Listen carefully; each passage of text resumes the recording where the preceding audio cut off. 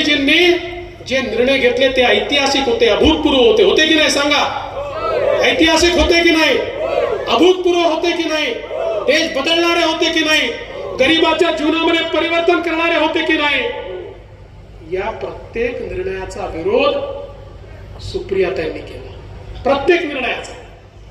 तुम्ही लोकसभेमधलं एकूण एक भाषण काढा, मोदीजींच्या प्रत्येक निर्णयाचं, म्हणजे अगदी काश्मीरचं 370 कलम हटवण्याच्या संदर्भात ज्यावेळी या देशाच्या लोकसभेमध्ये अमित भाई शहांनी बिल मांडलं, त्याचाही विरोध करणाऱ्या सुप्रियाताई होत्या.